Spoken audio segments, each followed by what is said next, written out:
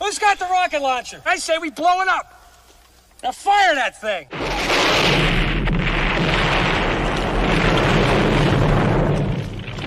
It's for the city of sports, playing with a giant Nick. With my man S. God. That's him. You feel the vibe? That's me. We going live. That's us. That like button shared, you been subscribed. Stadium. That MetLife, Big Blue, home of the Braves. Yeah. That turnpike, you can see that's where the game's played. NFL one day, then it's the NBA. Madison Square Garden, that's where the Knicks play. This that NY Logan, no it don't get broken. Legalized mean this shit smoking. I'm on topic, dropping another episode. The game winner, trade, maybe a field goal. Everybody right now doing the wave. You tune in, the show called The Man-Cave. I see the chat, they always doing their thing. Big views, 85 inch screen. The game's on, you rushing, please. Remain calm, you on the road and chill. Do the watch along. The show's on, the host, you know it's S-God. It's no telling the panel filled with guest stars. You're now rocking with the voice, you know what it is. It's your boy J Boogie. You're now rocking with my man S-God. I support him to the fullest, you heard? My man Mike Blaze. This is Alter Production. What that mean, we about to alter everything that's playing. Tune in. My man S.God. Support the show. Subscribe, share it. Most importantly, hit that like button. What's good? What's good? Salute, man. Salute to the orange and blue skies, man. Knicks Nation, New York Knicks. You already know what time it is, man. Also, salute, man, to the Big Blue Nation, the Big Blue Wrecking Crew, New York Giants football. You already know what time it is, Knicks and the Giants, man. I'm going to do a little both for today, man. Give you a little talk Knicks tonight, as well as also talk about the New York Giants and the training camp, man. Thank you guys, man, for tuning in tonight, man. It is a rainy day here in the A, man. Don't know where it is, you know, what it's like where you at, but it's been raining down here all day, man. It's been a dreary, rainy day, man. But hey, it's time to talk some sports, man. You know, thank you guys for tapping into the Man-Cave podcast. I'm your host, S-God, man.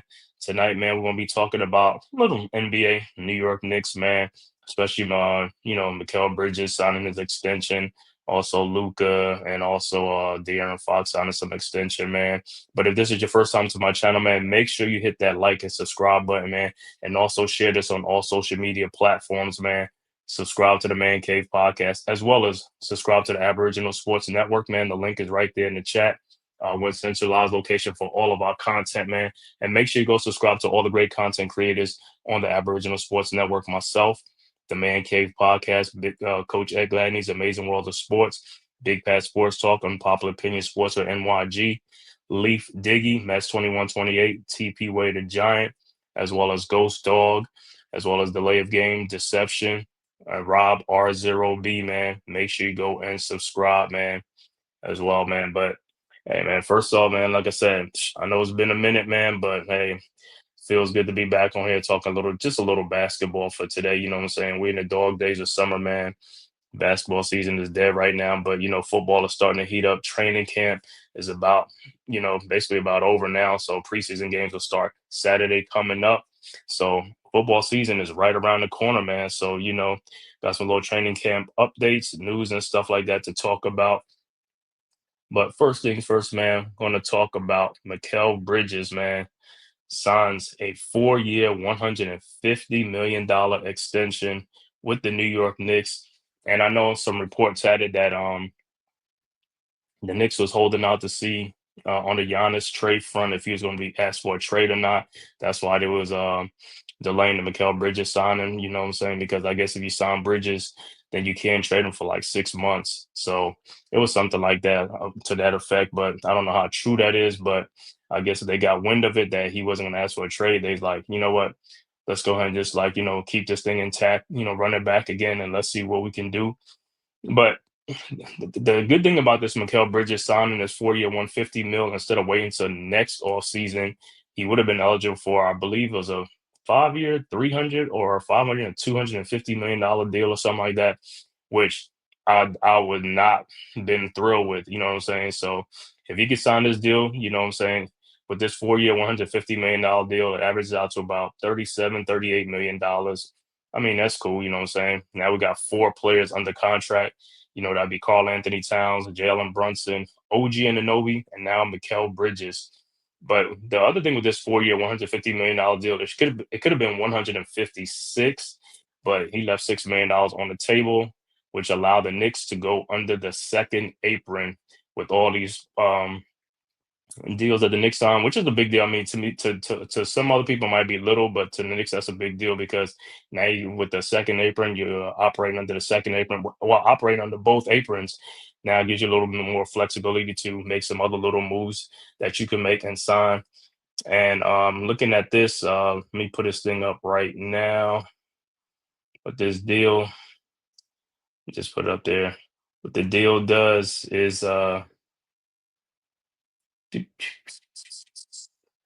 see Carl Anthony Towns right there at like 53. OG Anunoby is at 39. And that was what you call it, 39. Jalen Brunson is at 34. Bridges is at 24. Josh Hart is at 19. Robinson is at 12, and he is going into his free agent year. This is be his last year on the contract. So that's another thing too. We're going through a Mitchell Robinson. Like I said, he's a big part of what the Knicks are doing. I know a lot of Knicks fans and other be like wanting to trade Mitchell Robinson all the time, but he's a big part of what the Knicks do, man. So we got to try and see how we can keep Mitch and stuff like that. You know, Gershon Yabusele, $5 million, Deuce McBride with 4, Pakim Dadier, Tyler Kolek, Jordan Clarkson at $2.3 million, Ariel Hukporti at 1.9. Like I said, so the next 3 years for the Knicks, the most important line is the second apron. The Jalen Brunson extension last year, now Mikal Bridges extension has given the Knicks flexibility to operate under both aprons. As you see under the first apron, the Knicks are $8 million under the first apron, and they are $3.7 million under the second apron, which is a big deal because if the Knicks were over, they would have to start getting rid of players, trading players, and things like that. So all this thing with the second apron and all this stuff, man, it is a lot. It is very important, man. It is very, very important. Like I said, with basketball now, with this second apron stuff and first apron, because before it was just salary cap and that was it. But what it is trying to do is trying to stop teams from building super teams and building like 3, 4 players or something like that, which is great. Because really, you really need only get about 2 or 3 big salaries at the most, not 4. You know what I'm saying? And it makes it more competitive and stuff like that. So, and that's why you had to see like teams like Boston, like the Celtics. The Celtics had to start breaking up their team, knowing that Jason Tatum was going to be out for the year. So they didn't want to have to pay all that luxury tax, and if they wasn't really going to win a championship this year, and that's why you've seen them trade Kristaps Porzingis and unloaded Drew Holiday as well to give themselves some financial relief, and that's what they did because Jason Tatum's contract is $300 million. Jalen Brown is $300 million. That's $600 million for 2 players right there. And then you had the KP contract and the Drew Holiday contract. You were playing close to like $1 billion, bro. Close to $1 billion. Also, don't forget about Derek White's contract and stuff like that. So yeah, that's why the second apron, like I said, and that was Adam Silver who came up with this thing with the second apron and all this stuff for the CBA thing and all stuff is like, in a way, like I said, it's good. Like I said, I mean, it stopped teams from trying to build super teams. So, I mean, the next team that you could really got to watch out for how they're going to operate will be the Cleveland Cavaliers. You know what I'm saying? Their window ain't going to be as long as a lot of people think their window is going to be because they're paying 4 players too right now, with Donovan Mitchell, Darius Garland, Jared Allen, and also Evan Mobley. So they're going to have to come up with if they don't win a championship this year or within next year, they're going to have to start breaking that team up too so they could fall under the apron and stuff like that. So this second apron, like I said, is a game changer. It changes the way teams are going to operate in the future. And that's why you see some teams making moves. Some teams are trying to get rid of players. You look at Memphis. You look at Memphis and what they did was they traded Desmond Bain because, they probably could have kept Bain too, but the money's tied up in John Morant, and now what's got like a $240-50 million extension, Jaren Jackson Jr. So you already know what that was about because when you saw that trade went down, I was like, yep, it was because of the second apron. It had nothing to do with that Memphis didn't want Baines or nothing like that, and that's what people will have to look at. People like, what's going on? Why these guys are moving? What's going on? It's all because of the second apron. Teams are gonna have to change the way they operate. What's good, RC? Salute, salute. What's good? Yeah, so it just changes how teams are gonna have to operate, man. So, but like I said, with the Mikal Bridges deal, like I said, for the Knicks, I mean, if Bridges did not sign that extension this season, I'm pretty sure the Knicks was probably going to try to trade or unload him like during the season or something like that, because it was important that he signed that extension before he gets to next year and the year after that, because then it's a even a bigger deal than that, which I don't think the Knicks were willing to do. So I think in this way, it was a good deal for Bridges to sign the deal, like I said. And with him signing the deal now, I mean, it has to be 6 months, but he can be included in a trade package probably within, trade deadline or within next year or something like that. So, that was another big get for the Knicks as well in that, man. But I just want to know how you guys feel about that contract. Do you think it was a fair contract? Do you think the Knicks overpaid for him? Even though they overpaid in trading for him with 5 first-round picks or in a pick swap or something like that. And I know that's what Knicks fans and Nets fans is always talking about and stuff like that. But it's all good, man. But like I said, the most important thing with the Bridges thing, it puts the Knicks under the second and the first apron with the deal that he took. And like I said, it was a great on his part, man. Like I said, because if he didn't take that, the Knicks more than likely were going to try to ship him off, just like how they did Julius Randle when he didn't want to do his extension, and what I'm saying, like he wanted more of the extension and stuff like that. Knicks were not willing to do that, so they they shipped him off to Minnesota and stuff like that. So you know, it is what it is, man. That's what happens. But yeah, that Bridges deal, like I said, when I first saw, it, I was like, okay, 4 year, 150, $38 million. Yeah, I can accept that. You know what I'm saying, because of what they had to give up to get him, and he is a part of the core of the Knicks. But if the Giannis trade would have been available, like I said, I could see him and Towns going in a trade. And I know some people are like, you that's giving up too much. Nah, it's not giving up too much, because you really want to give up two salaries for one. You see what I'm saying? You really want three big salaries on your team, and that's it. So that way you can build and fill out your team. You know what I'm saying? You got four big salaries, it's kind of hard to fill out the team because you got four big salaries and you're close to that second apron and stuff like that. But if you got three big contracts and then you got a little bit of, you got some wiggle room to do some things and make some moves, add some depth, and add some pieces and stuff like that. That's what you want to do. You know what I'm saying? But I don't feel like this is like, hey, if Giannis is available, hey, like I said, the two I give up would be Towns and Bridges, but I'm not giving up Ananobi. I'm not giving up Ananobi. You know what I'm saying? So I rather, even though I know they're gonna ask for Ananobi, I'd rather give it Bridges. He said they should have been trying to trade Mikal Bridges, not resign him. Yeah, they could have did that too, but like I said, I think that's part of the Giannis thing. I think if Giannis would have requested the trade, I think they would have tried to package him in there and stuff, like most likely package him in there and stuff like that. He said Cavs, Magic, Knicks top three out of East, and after that, I'm not sure the East will shake out because you got big injuries in Boston, India, and you don't. So six and Bucks. Yeah, yeah. I also got to look at for Atlanta too, man. Atlanta looked like they made some little good moves too, man. So can't count out the Hawks if they could stay healthy and stuff like that. They got a little squad over there. You know what I'm saying? I know they're gonna be shooting the lights out and stuff like that because they're gonna be playing fast and things like that. So you already know with that. So yeah, like I said, on the Bridges front and stuff like that, yeah, I'm not too, like I said, too mad about the deal and stuff like that. But like I said, if it was something that had to be done, I'd rather do it this year than wait until in the off season where he'd get an even bigger extension, which I don't think the Knicks is going to try to do that. And like I said, I'm more worried about re-signing Mitchell Robinson. I know some people want to get rid of him because he can't do this. He can't. It's like, bro, at the end of the day, Mitchell Robinson needs to stay. He's the anchor of our defensive anchor, shot blocking, rebounding, rim protector, everything. I don't care about the offensive game too much. Like I said, his offensive rebounding, shot blocking is way more than enough, man. You know what I'm saying? It says Indiana backslot. Yeah, Indiana. Yeah, they got some injuries that they got to take care of. With Halliburton, and then also Miles Turner leaving to go to Milwaukee, man. He left them and he went to Milwaukee. I thought he was gonna get more money than that, but he signed a 4 year 107. That's like 25 mil a season. I thought, I was like, man, But like I said, the way he played in the playoffs, he didn't look like he really wanted to, like he was looking for a big payday. Because I would have thought he was like he had like one of the big payday already. The way he was playing in the playoffs, I mean, he was invisible. He wasn't really making himself like putting himself out there like going crazy and stuff like that. I'd have been like, "Yo, what's good, man?" It's like, man, come on. I was like, yo, where's Miles Turner at, man? It's like, yo, without Halliburton, they was dead in the water. Siakam was good. You know, McConnell was on fire in the playoffs. McConnell, what's his name? Nemhart, and Siakam. That's what kept them alive, man. William Horton, what's good, bro? Salute, salute.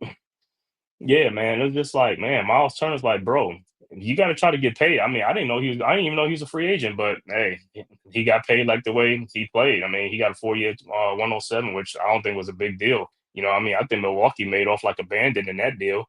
So, wow, I was surprised on that. And then the other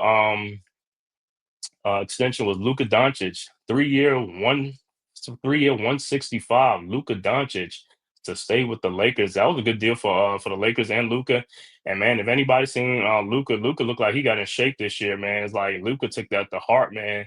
After the Mavs called him out for his conditioning and weight, and also the Lakers, I guess JJ Redick was saying like in the playoffs, guys wasn't in condition, shape, and stuff like that. And I think, like I said, Luka took that to heart, man, because in the offseason, man, Luka has trimmed down and stuff like that. He's on, I guess he got a nutritional a chef and stuff like that. So he cut on that fat, man. It's like this. I've seen some pictures and stuff like that. I can't find it, but yeah, man, Luka looked like he put a lot of effort into the offseason, man, to get in shape and stuff like that. So this will probably be the leanest that we'll see Luka Doncic play since his rookie season and stuff like that. So man, that might be a what you call it for Luka Doncic, man. That might be one of those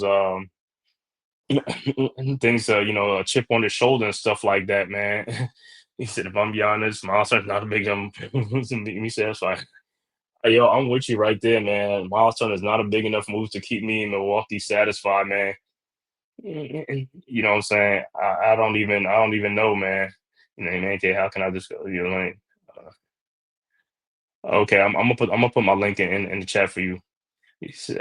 William Horry says Luke out here looking like Rip Hamilton is prime in Detroit. He ready? We'll see. Yeah, man. Hey, man. Luka Doncic, like I said, man. Luka took it to heart this year in the playoffs, and like I said, after being traded, Luka took he took it to heart, man. I seriously got to say, like Luka, like when I seen the pictures, I said, oh man, this is like the leanest I've seen Luka, man. I was like, man, Luka Doncic is like he put the beer down. I guess he's on a diet, stuff like that. So hey, man, yo, more ups to Luka. Like I said, I'm interested to see what he's gonna do this season, man. If he's in shape like that, you know what I'm saying? If he's in game shape like that, I'm like, damn, Luka look like he wants to have an MVP season. You know what I'm saying? MVP season for Luka Doncic. Hey, William Horton is right there, and I just put my link in there. Yeah, man. Ghost, what's good, bro? Salute, salute, salute. Yeah, man. Like I said, yeah, Luke, like I said, Luca's ready, man. 3 year, 165. You know what I'm saying? He's gonna be back with LeBron. You know what I'm saying? JJ Redick, like I said, we're gonna see how he's motivate these guys. But like I said, Luca look like he's gonna be ready. He's gonna be ready to play this season, man. Like I said, he looking like he want to play. He want to have an MVP type season for the Lakers and stuff like that. And plus, they just gave him that 3 year, 165 extension. So hey, he got rewarded. So hey. I might see a different Luka Doncic, man. Like I said, a slim down version. Now, the only thing is his defense. Is he going to be more inclined to, play defensively? That's what they're going to have to get with Luka this season. And if he slims down a little bit, he may be able to play a little bit more defense and stuff like that. And maybe that's part of the requirements, you know what I'm saying? Because these guys go in the offseason and, they leave these exit meetings and teams are telling them what they got to do, when they come back, you know what I'm saying, what they got to work on and things like that. So it is what it is, man. So, hey, we'll see what Luka does, man. And he says, why Dame go back to Portland though? Yeah, I think Dame just went back to Portland. Like I said, Dame is just gonna retire and just go back to Portland and just, you know what I'm saying? The winning thing, like I said, he didn't win a championship in Milwaukee, I guess. And he really wasn't one of those type of players that was ring chasing anyway, you know what I'm saying? He's not one of those type of players. And I think his loyalty was with Portland always, even though Portland is not that team like that anymore. And I think he just gonna go on home and just, play out the rest of this 3 years contract with Portland that he just signed. Plus, he's getting paid 5 years, $122 million from the Milwaukee Bucks. So, I mean, life is great. And then he just got the job at his alma mater, Weber State, to be the GM. So, hey, things are looking up for Dame, man. And you know what I'm saying? After basketball's over with, that's gonna be his next thing. He's gonna be a GM of Weber State. But like I said, right now he signed a 3 year, $42 million deal with Portland, and he's still getting paid the 5 year, 122 from the Milwaukee Bucks. So, but hey, that boy, he made out like a fat rat. He made out like a fat rat. He must have loved him this Portland, man. He's saying he done caring about trying to, yeah. Yep, he ain't never got to work again after this, unless he feels like he ain't never got to work again, man. Like I said, he put his time and effort into Portland, man, and that's what it is. Like, and he's getting rewards and reaping rewards for it at the end of his playing career. Like I said, I think the thing with Portland, like I said, when he first got there, I really wish LaMarcus Aldridge would have stayed, because I think if LaMarcus Aldridge would have stayed, Portland probably would have been in the playoff hunt a lot during those years with him, CJ McCollum, and LaMarcus Aldridge. I think they could have done some damage out there in the West. But LaMarcus left, and he went for greener pastures with the San Antonio Spurs, and that never really happened. And it is what it is. You know what I'm saying? Plus, LaMarcus is from Texas. So he's from, I think, Dallas area, so he wanted to go home, so he went home. And also today, another signing, De'Aaron Fox with a $229 million extension with the Spurs. It's a 4 year, 229, I believe. So 4 years, $230 million with the Spurs for De'Aaron Fox. Wow. So Fox is locked in there with Wemby, Stephon Castle, and Dylan Harper, their newest draft pick that they just picked. So San Antonio is going to be a dangerous team. San Antonio is going to be a very dangerous team in the coming years and stuff like that. Like I said, with that lineup with, Wemby, Sochan, Vasil, De'Aaron Fox, what's the name? Dylan Harper, and also uh what's the other guy name? Castle, De'Aaron Fox, and yeah, they got a potent a guard lineup over there in San Antonio, man. They got a potent guard lineup in San Antonio. Yeah, yeah, I think they're gonna make the playoffs this season. Like I said, what's the name? Wemby was his season was cut short last year because of the blood clot and all that type of stuff. So I think he's cleared now. So hopefully, if that don't mess with him and stuff like that, they can have a very, very productive season with Wemby in the lineup and stuff like that, because they are a tough team when he is playing in the lineup, and they can score points. That's the thing with the Spurs; they can score points. They can play anywhere. They can score. They can play defense and stuff like that. They got some good defensive guard, like I said, Stephon Castle there. And now they got Dylan Harper, Vasil, Sochan. You know what I'm saying? So, and Wemby. So they got a good squad down there, man. A very good squad down there and stuff like that, man, in San Antonio. But yeah, so that was a little basketball talk, man. Like I said, now I'm going to switch over to the New York Football Giants training camp, man. And like I said, looking at Giants, like I said, they had their 10th practice already, in training camp and stuff like that. Some little tidbits and little things from the training camp, man, has been, Abdul Carter has just been a stud, a beast, a monster there in New York and stuff like that, in training camp. Some camp battles that I know is going on will be Deontay Banks and Cordell Flott, which I didn't really see that coming, but they got to it's putting on Deontay Banks on notice, bro. You got to step your game up. You got to step your game up, Deontay Banks. Tyron Hall, what's good, bro? Salute, salute. Yeah, man. And I'm starting to think about that draft class, that the first draft class and the second draft class from Joe Shane. These guys, like I said, this year right there, they got to put it together. I don't know. Kayvon Thibodeau already had 11, a double-digit sack, so I'm not too worried about Kayvon Thibodeau. But John Michael Schmitz, Jalen Hyatt, Dane Belton, Bellinger, and then the next class with Deontay Banks, John Michael Schmitz, those guys. You know what I'm saying? Jalen Hyatt is like, yo, you guys got to bring it, man. Got to bring it. Like I said, so far in practice, I've probably been a little bit disappointed with Deontay Banks, the way he's been playing. I've seen some highlights where, it's like he's not, it's like not even giving effort on the play, man. It's just like, bro, you got to play the ball. He's not even looking at the ball. He's playing the receiver. It's like, bro, you're in your second, third year. It's like, bro, I mean, your third year, what are you doing? You got to get out there and show some improvement, man. I was like, you're a press corner stuff like that. But you got to get out there. You got to use your speed. Use your speed, less hands and stuff like that. And if you want to use your hands, pass breakup. That's what we want to see. Pass breakups and interceptions. That's where I want to see you use your hands, not holding a receiver and getting a PI, pass interference and stuff like that. You know what I'm saying? Looking at one of them camp highlights and stuff like that, I'm like, yeah, he's getting cooked by neighbors and stuff, but who isn't getting cooked by neighbors? You know what I'm saying? So, but looking at another camp, I think it was against, I want to say Bo Collins or somebody, and he's like, man, they threw the ball. It was like a long bomb down in the end zone. He never really turned his head around. He was playing the receiver the whole time, holding, grabbing him and stuff like that. And I'm like, bro, that's not it, man. That is not it. You know what I'm saying? So he got to improve his game, man. And JMS is another one. John Michael Schmitz, bro. This is your third going into your third season with the Giants. I mean, to me, you're undersized center. Like I said, to me, you're a little bit light in the ass and stuff like that. But you cannot be getting dominated by Abdul Carter like that. I know Abdul Carter's a beast and stuff like that. But if Abdul Carter doing this to you, then what is like Jalen Carter and these other guys going to do to you in the middle and stuff like that? Is like you got to play stronger. I'm gonna show you this clip of Abdul Carter dominating. I mean, I know everybody already seen this clip with JMS pushing JMS. I mean, he pushed him like a rag doll. I'm like, bro, what are you doing? It's like, yo, you getting pushed off like that? It's like, yo, after that play, I would have sat him down. I would have pulled him onto the sidelines and sat him down. I would have sat him down because, like I said, there's no way.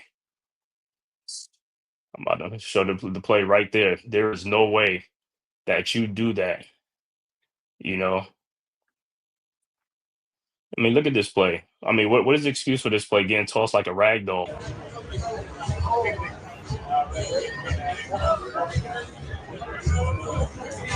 I mean, look at that.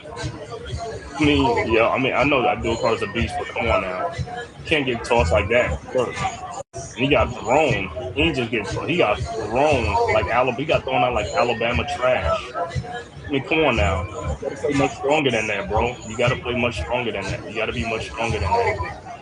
That is not no excuse. This is your third training camp, bro. This is your third training camp. Like I said, can't do that. Cannot do that. Cannot do that. He said cannot, cannot do that at all. Can't do that, man. Cannot do that. He said JMS need to get his lunch money back. He doesn't. He do need to get his lunch money back. And I'm gonna say, I'm like with Brian Dable. You see something like that, man. You seen a man getting tossed like that and stuff like this. It's like, yo, I want to see what he did on his next rep. If not, like I said, pull him to the sideline. Be like, hey, you gotta put your big boy pants on. You gotta play like a man. You gotta play like a man. This is the NFL, especially in the NFC East. Those trenches are tough. They got some big guys there. They got some beasts down in the trenches. If you getting tossed like that by a rookie who hasn't even played in the NFL yet, what are you going to do against, like I said, against NFL players already? Like I said, and Jalen Carter, these other guys, the guys we faced at Dallas, the Commanders, I mean, come on now, you guys, like I said, I think they got to bring us. They should have brought in some competition for JMS too. Like I said, I really wanted a guy last year from Georgia. I know I told Big Pat then, so it was Cedric Von Prime from Georgia. Like I said, Georgia always Bulldogs. They always have big offensive linemen. Like I said, we got to get some bigger offensive linemen. Like I said, Andrew Thomas, great pick out of Georgia. I know you got a little injury problem, but so what? But he's one of the best linemen out there. You got to keep going back to the well. If a school producing some great linemen, you got to keep going in and picking guys out. Go back to Georgia. We need to go back, circle the wagon, and go back and pick some guys out of Georgia. If you look at Georgia's offensive line, all that offensive line in college averages like 340, 330, 340 across the whole line. That they have one of the biggest line in college football, and that's why they dominate in the run game and pass game all the time in college football, because they have a great offensive line. Whoever the offensive line coach is, there with Kirby Smart and stuff like that, he does an excellent job. Georgia, Iowa has great offensive linemen. Wisconsin, it's like we have to circle the wagon and start going back to these teams that have great offensive linemen and go back there. You know what I'm saying? Good, strong offensive linemen. That's what we need. What he said, who is going to be our quarterback this season? Russell Wilson's going to be the starting quarterback this season, and Jameis will back him up, or Jackson Dart, depend on what's going on. But yeah, Russell Wilson should start. He's going to start the season as a starting quarterback for the Giants. Yeah, JMS got to eat his spinach. Yeah, you got to be like Popeye. He got to eat that spinach. I mean, man, he got tossed. I mean, that dude got, I mean, he didn't just get overpowered. He got thrown out the whole play and then thrown to the ground like a rag doll. I'm like, bro, get your weight up. You know what I'm saying? Get your weight up. You need to start tossing these guys around. You know what I'm saying? You need to go after them. You know what I'm saying? And that's why I want to see how you're going to play in these preseason games, how you're going to play in the season and stuff like that. Because the center position is one of the most important positions on the football field.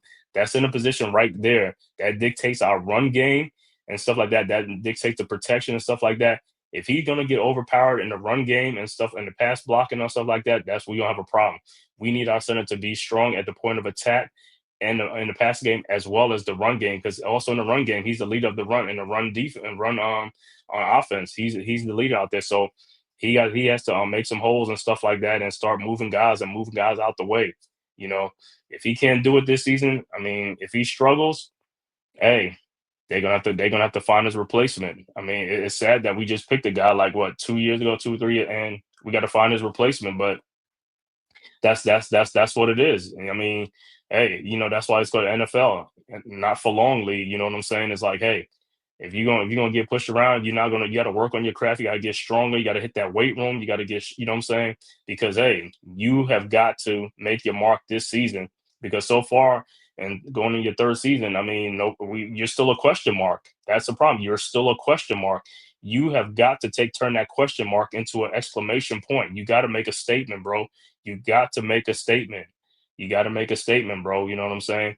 You got to get your lunch up. You know what I'm saying? Get your weight up. You got to do it. Deontay Banks, he got a lot of proof this season coming up. You know what I'm saying? Deontay Banks. Also, Jalen Hyatt, like I said, I'll give Jalen Hyatt a little pass because Jalen Hyatt, like I said, some of it is on him, but a lot of it is on the team too. Because, like I said, they have not played the style that's conducive to him as far as stretching the field, throwing the long bombs downfield, and also getting a quarterback enough time to throw the ball.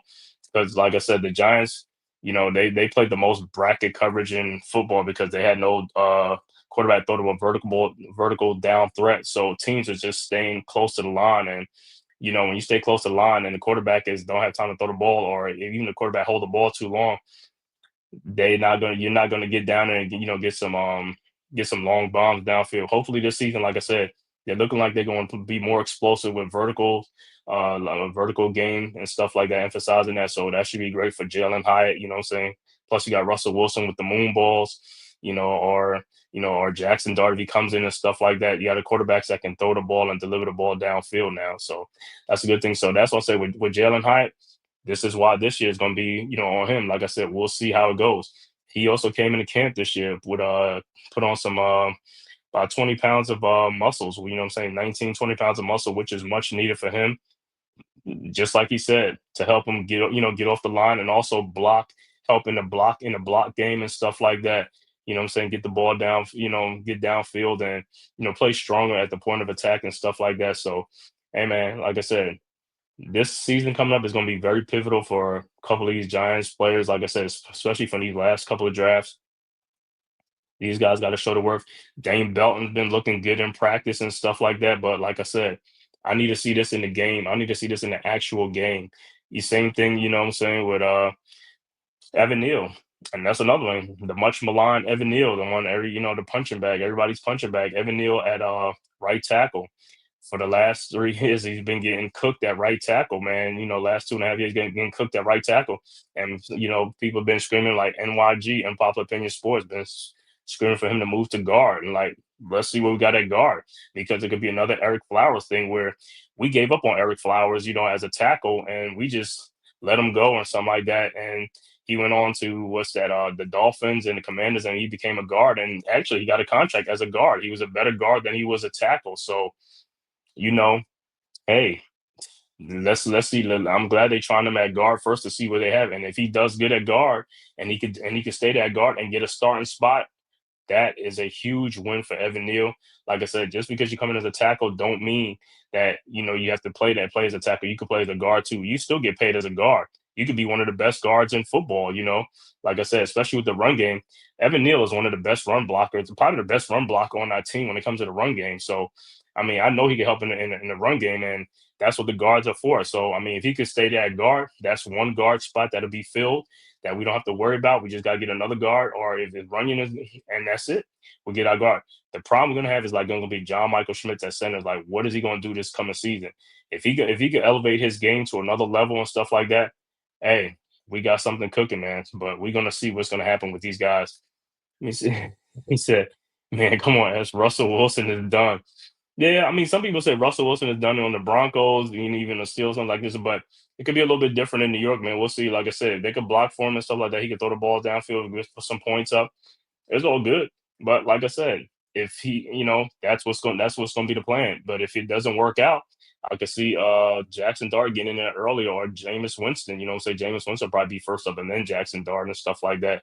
But we'll see. We'll see how it goes with Russell Wilson. Like I said, sometimes it's the receiver too. Like I said, the Giants do have some speed receivers. They got with Neighbors, Slayton, Wandale Robinson, and Jalen Hyatt. So they got some speed at the receiver position compared to like other teams that really don't have speed at the wide receiver position. You know what I'm saying? So we got some speedsters on there, so they could get the ball out. The whole thing is going to be, is the offensive line going to block, give them time to throw the ball downfield, which I think they will, like I said, because they're running it back with this same offensive line from last year. So some continuity will help and stuff like that. And yeah, Russell was involved. Nice. Yep. Hmm. Cam Scatterbo, and yep. Oh, and that's another thing I was going to talk about, the injuries. Cam Scatterbo is out, and also with a hamstring, and Thomas Fedon is out with a concussion. Some guys who missing practice. Sitting on the sidelines. Darius Slayton was out today and stuff like that. But like I said, preseason game one is coming up on Saturday, man. Hopefully, like I said, these guys will be ready. But like I said, I don't expect the starters to play in the first game, so I'm more likely to play in the second and the third game or something like that. So the first game is usually, it's going to be the backup. So it's going to be probably Jameis Winston starting, or Jackson Dart or something like that playing. And then, like I said, for the Giants, like I said, I want to see Evan Neal. I want to see Evan Neal at guard, man. I want to see how he plays at guard, in the preseason against other teams. Because going against your own team, yeah, it looks good and all that type of stuff. But at the end of the day, man, it's your own team. You know what I'm saying? So I got to take it with a grain of salt until I see it actually happen in a regular season game. You know what I'm saying? I'm going to wait and see. But like I said, so far the reports have been positive and stuff like that. So, hey, man, I'm good with that, man. Evan Neal, like I said, and just because it didn't work out at tackle, don't mean it won't work out at guard. And like I said, he might end up being a better guard than he is a tackle, and there ain't nothing wrong with that. Just because you got picked at number 7, there ain't nothing wrong with that. There's a lot of guys who come into the league as a tackle and transition to guard, or vice versa, something like that. It's just, all it is just how you make it in the NFL, man. Don't matter where you get picked at. It just matter how you survive, how you keep playing in the games and keep your career going and stuff like that. So, like I said, this season coming up, man, is going to be very pivotal I think, for the first 2 draft class for Joe Shane. Like I said, with got to see Evan Neal, JMS, what's called Deontay Banks, Jalen Hyatt. Like I said, Dane Belton. All these guys have got to step up. If they step up, we can even that much better, because right now the Giants is ranked fourth in under 25 talents on your team. We was ranked fourth with 4 people, with Kayvon Thibodeau, Malik Neighbors, Abdul Carter, and Jackson Dart. But like I said, we could have been higher if these other guys would have been stepped up. If JMS would have stepped up, if Jalen Hyatt, if we had the play was conducive for him, Deontay Banks. I mean, these guys got to step up, man. So wait, is he on time for Same with Thomas Fedon. Yeah, Thomas Fedon is just a concussion, so I mean he'll be all right. But Cam Scatterbo, that's the one. That's the one with with a hamstring, man. A hamstring is very, very tricky. That's the problem with a hamstring, man. And I'm like, man, why do you have to get a hamstring early in his career like this, man, before the season start? Because like I said, the one thing with a hamstring is tricky. And like I said, either it's going to heal, or it could just like be lingering all season long, and you're going to keep you out of games, and then sometimes you might rip it, and like you have to have surgery and be out for the whole season and stuff like that, man. Hopefully it's not. Hopefully it's something that's just very minor, and they just taking precaution and hold him out. I don't think he's going to play in the first game or something like that, but more likely play in the second game, depending on how long they decide they hold him out. It's 11-6 or 13. Let's go.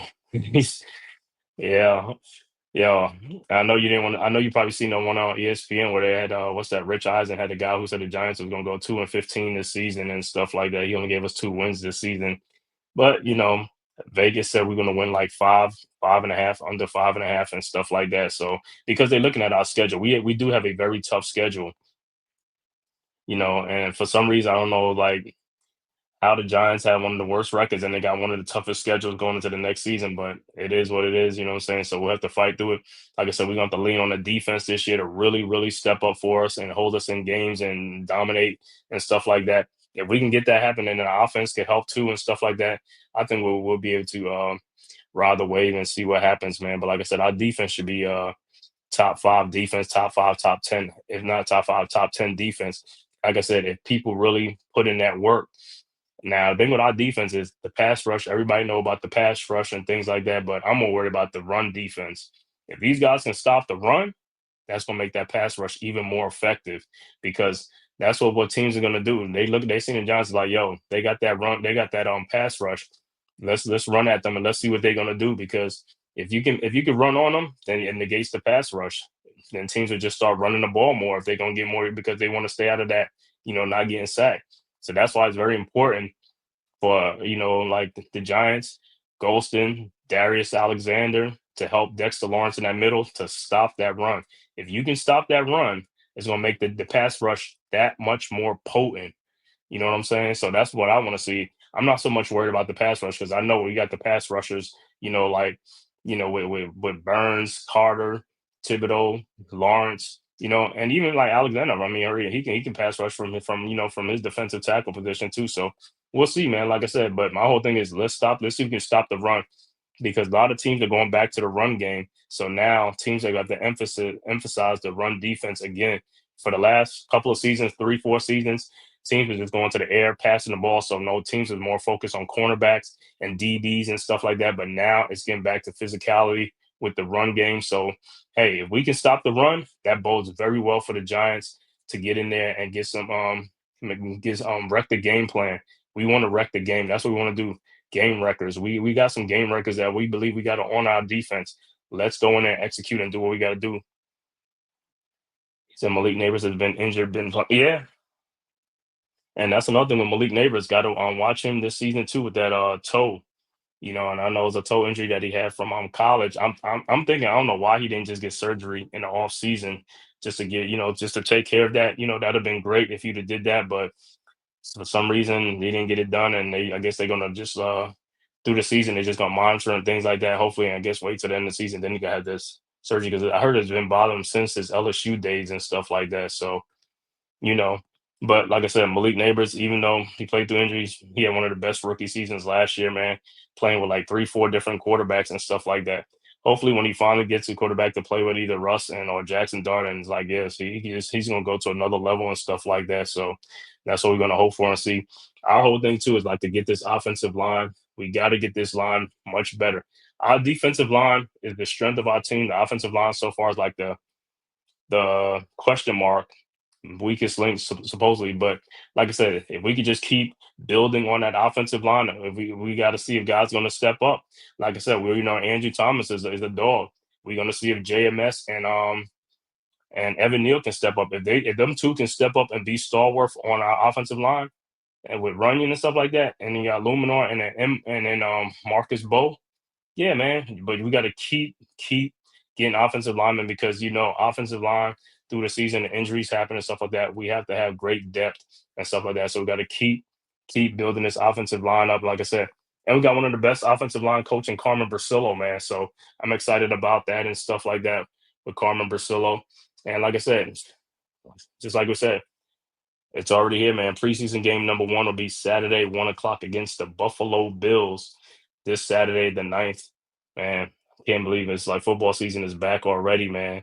You know what I'm saying? So before you know it, game 1 will be right around the corner and stuff like that. I'm gonna give you some little highlights from Giants training camp. And some of you guys ain't see some of the highlights. We'll play some of the highlights for you.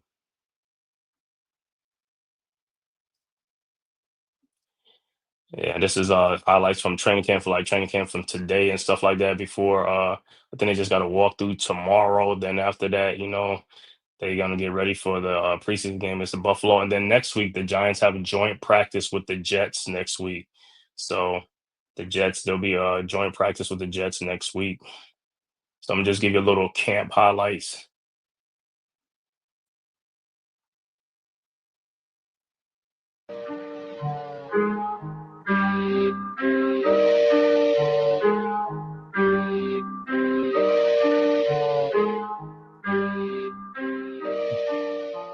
This little Rusty Jackson dart.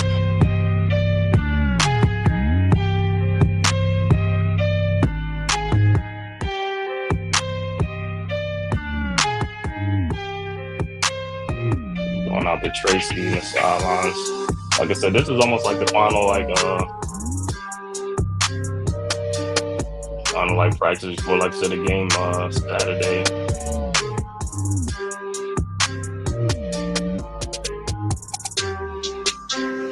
You see, they're not really going all out and stuff. They're just trying to work on some plays. And there's the moon ball. Hopefully, we can see a lot more moon balls during the season, man. Like I said, that'll really help our cause, man. If we can get some moon balls and stretch the field, then to make teams really go back to playing defense against other NFL teams like they do, compared to like a box. The Giants is used to seeing so much bracket coverage and everybody close to the box against the Giants because we didn't have a vertical game. We can't throw the ball downfield. And once you can throw the ball downfield, then it opens up for other players to get going. Like I said, Wandale Robinson can get more, and Jalen Hyde in the slot can get more yards.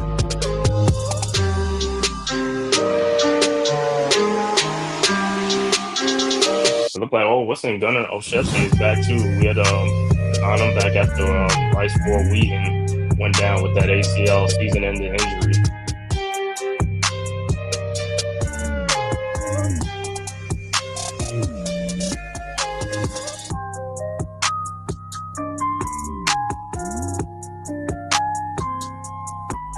Yeah, Russ firing that in there.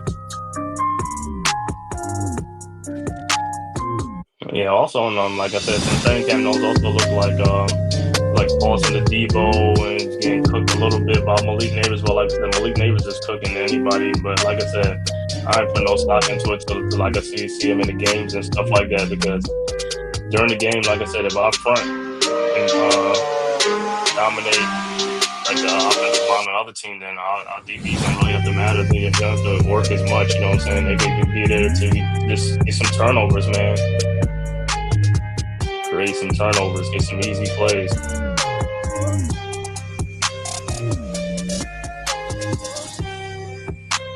So this is from training camp from today. And Jalen Hyatt, like I said, Hyatt been playing with a little injury too during this. I think they like trying to watch his stuff too and stuff like that. Monitor him too as well. Like I said, right now we don't need the injuries. Like I said, and I think his is a hamstring too. Like, man, the hamstring thing is just like crazy, man. That's like the one injury you really don't want to get going into the season, man. Right at the beginning of the season, it's a long season. We're gonna need you. 17 games, and I think our bye week is like week 12 or something like that. I think it's like week 12. Our bye week is late. We have a late bye week.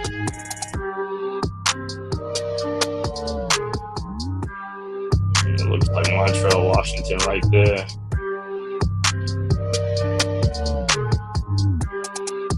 Yeah, so Scatterbo hasn't been in practice and stuff like that. Like I said, with the hamstring injury and stuff like that.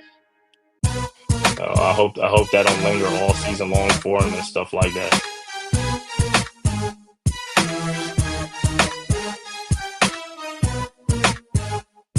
Let's get some little action with Jackson Dart.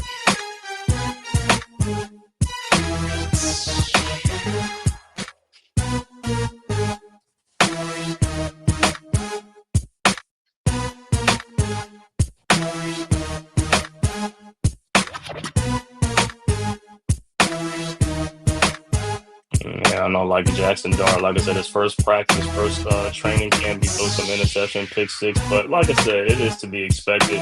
That's what they're for. You know what I'm saying? Fit things in there, or you hold the ball a little bit too long and stuff like that, or you eye a receiver down and stuff like that. Can't eye him down. You gotta, gotta look him off.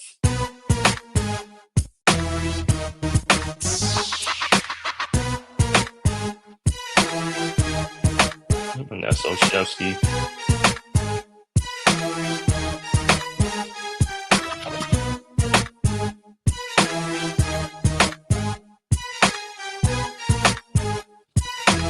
And the Tommy Cutlass high on a run.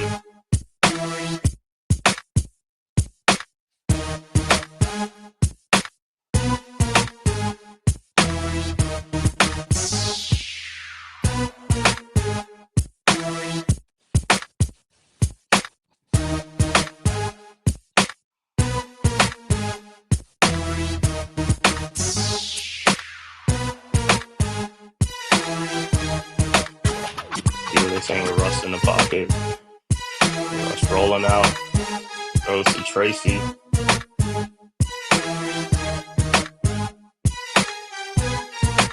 Russ looking.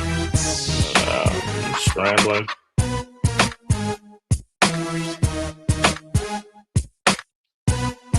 Yeah, I think, like I said, a lot of people down on Russ. Like, I guess other fan base are down on Russ. And Russ is washed up. He looked washed up in Denver, and he wasn't too good in Pittsburgh. But we'll see. Like I said, this season, man, I'm not counting Russell Wilson out, man. Like I said, as long as you got an offensive line, a line that can hold up, you got some playmakers and stuff like that. Let's see what happens, man. Can't be any worse than it's been in like the last 5 or 6 seasons, right? According to everybody, right? So we'll see.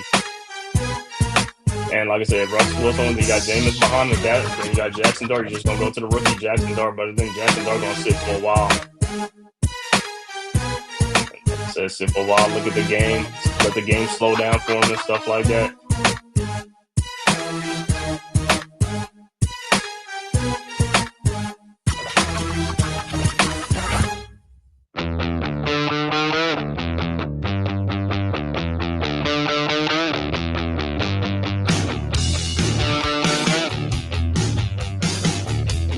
Jameis.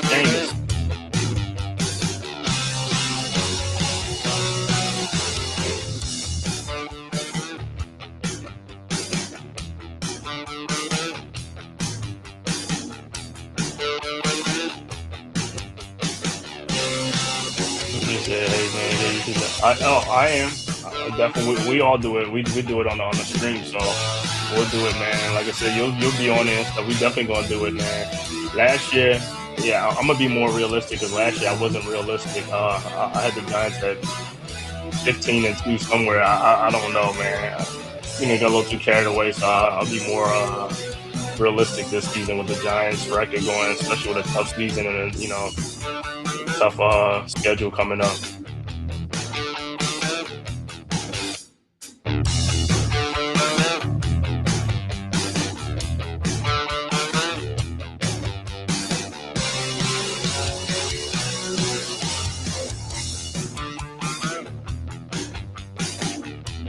We'll see how this line's gonna hold up. The offensive line. I'm not worried about the defensive line. It's more the offensive line. The offensive line can be a functional offensive line.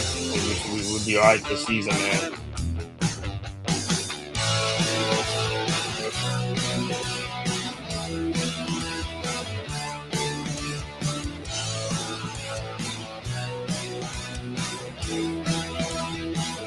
Be a very functional offensive line.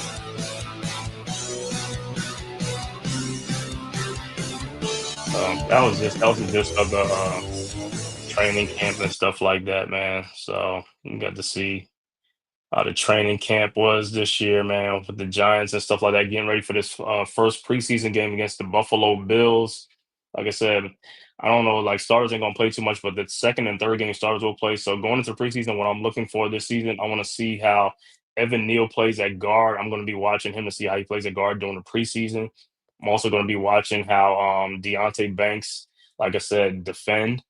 in the games and stuff like that? Is he going to be touchy, grabby? Is he going to be like one of those? I ain't gonna say a lockdown corner, but is he going to be a competent cornerback because he's our CB2? But like I said, he's in a camp battle right now with Cordell Flott. And if Flott beats him out, then that's a big blow to the Giants because, like I said, that's a first rounder getting beat out by a third rounder. Even though I know it doesn't matter about what round you picked him, but still, that's a huge investment that you know what I'm saying. So, got to watch that one with Deontay Banks. This has got to be his redemption season. Like I said, I need to see more out of him. I just see his effort level, his tackling, and on plays and stuff like that, and pass breakups, interceptions, things like that. Just being a disruptor out there because if the defensive line is going to do their job, I need to see him do his job in that back. You know what I'm saying? Like, yo, you could be hunters out there, get some interceptions and stuff like that. But the main thing, got to turn your head around, got to play with some speed. You got speed, use your speed, use your hands to pass breakup, use your hand for interceptions. I want to see that. Jalen Hyatt. I want to see the vertical game this year with Jalen Hyatt, Russell Wilson, whatever quarterbacks in there they're going to call these deep these plays. I want to see him because, like I said, he got the vertical, game and stuff like that. Let's use it. You know what I'm saying? Let's see what happens. Like I said, 2 years ago we got teased with a vertical game in training camp, and that never happened. You know what I'm saying? I don't know because of the quarterback play, but now. I can see a lot of vertical plays that's going in training camp and all stuff. Let's see it happen in the regular season, also in the preseason games and stuff like that. They're going to air it out. I don't want to see too many conservative plays and stuff like that. The Giants need to play like they want to win games.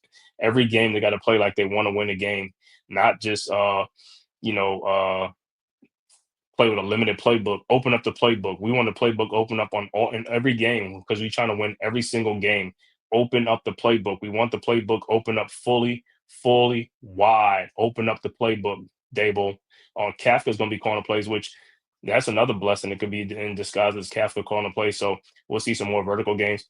Also, from the tight end position, I want to see the Giants use the tight end more. Theo Johnson, Fedone, Bellinger. We got tight ends. Let's use these tight ends. What is the sense of getting a tight end? We're not going to use them. Tight ends to stretch the field, the middle of the field. Let's use them. We got guys. We got some athletes on here. Let's use these guys. Use the tight ends.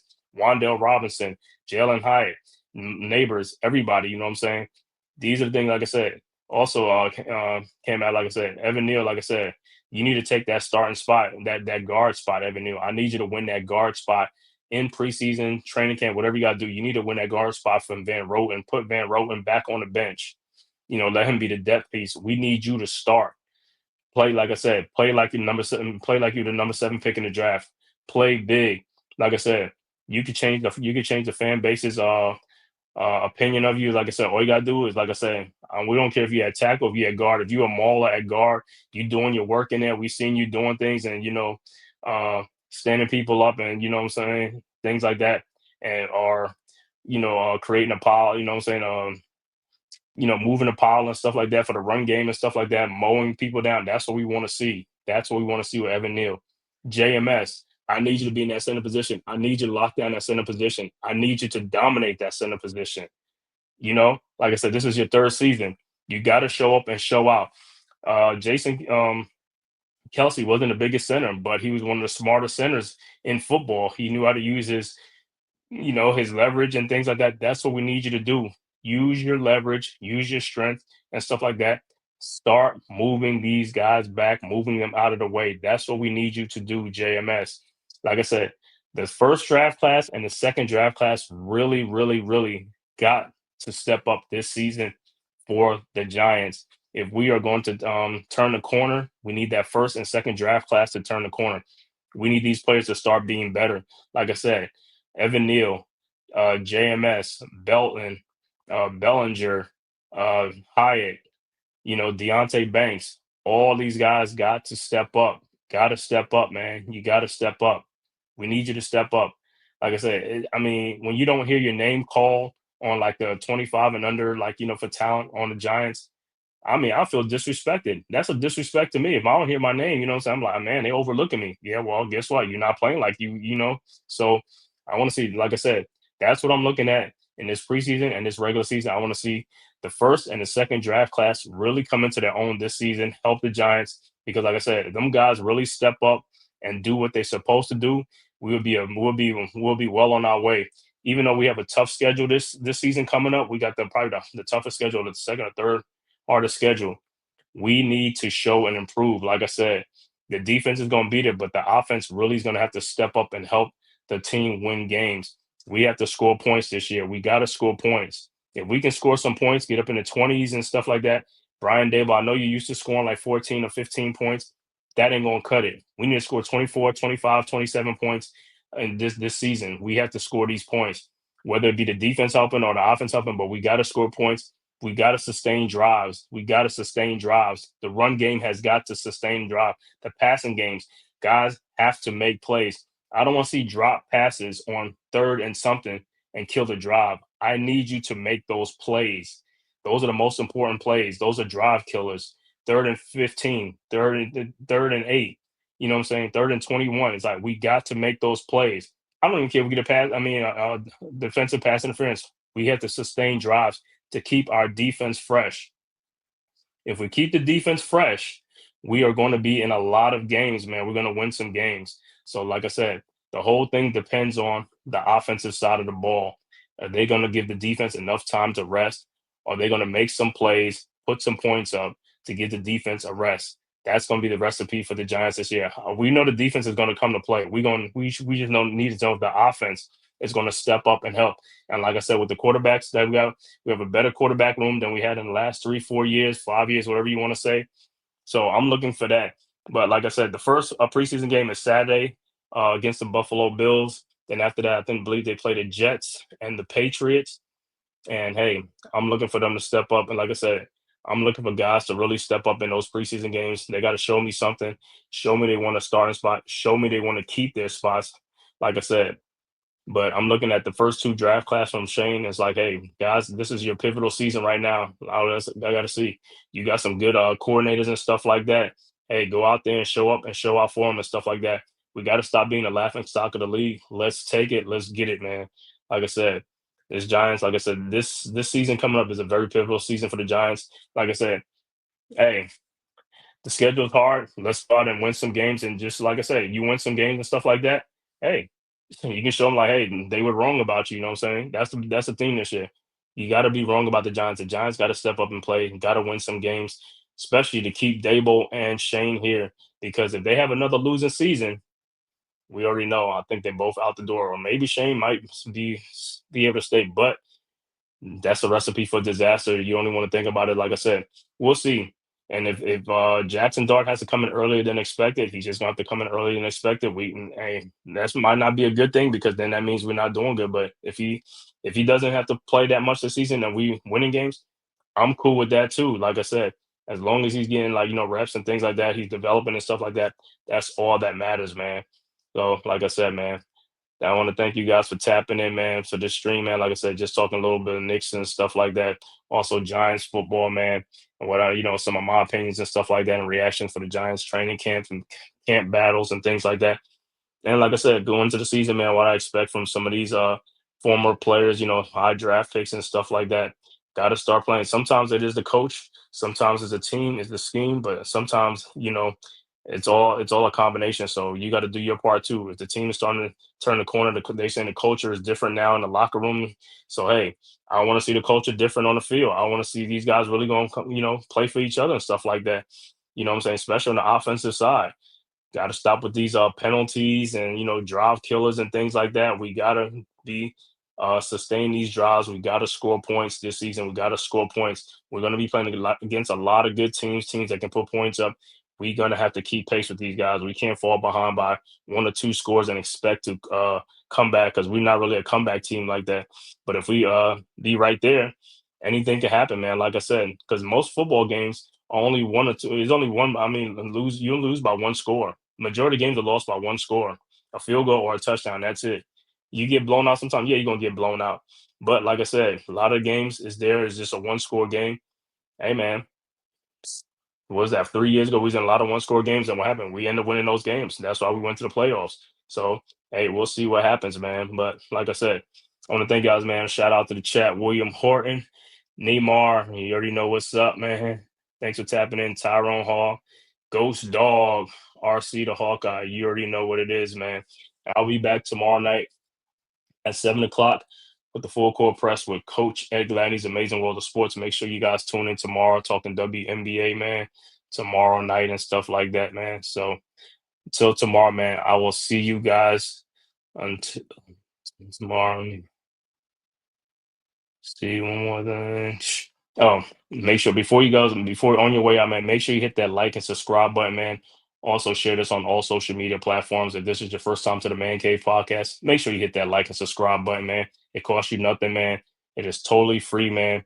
Also, make sure you go and subscribe to the Aboriginal Sports Network, man. One centralized location for all of our content. And make sure you go subscribe to all the great content creators from the Aboriginal Sports Network, myself, the Man Cave podcast, Big Pat Sports Talk, Unpopular Opinion Sports at NYG, Coach Ed Gladney's Amazing World of Sports, TP Weighted Giant, Leaf Diggy, Mets 2128, Ghost Dog, Rob R0B, Deception, and Delay of Game, man. Make sure you go and tap in there, man.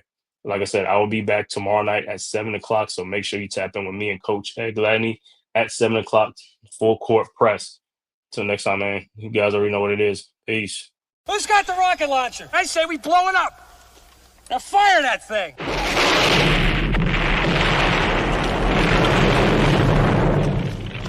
It's for the city of sports, playing with a giant Nick. With my man S. God. That's him. You feel the vibe? That's me. We going live. That's us. That like button shared, you been subscribed. Stadium. That MetLife, Big Blue, home of the Braves. Yeah. That turnpike, you can see that's where the game's played. NFL one day, then it's the NBA. Madison Square Garden, that's where the Knicks play. This that NY Logan, no it don't get broken. Legalize, mean this shit smoking. I'm on topic, dropping another episode. The game winner, trade, maybe a field goal. Everybody right now doing the wave. You tune in, the show called The-Man-Cave. I see the chat, they always doing their thing. Big views, 85 inch screen. The game's on, you rush and bleed. Stay calm, you on the road and chill. Do the watch along. The show's on, the host, you know it's S-God. It's no telling the panel filled with guest stars. You now rocking with the voice, you know what it is. It's your boy J Boogie. You're now rocking with my man S-God. I support him to the fullest, you heard? My man Mike Blaze. This is Alter Production. What that mean? We about to alter everything that's playing. Tune in. My man S.God. Support the show. Subscribe, share it. Most importantly, hit that like button.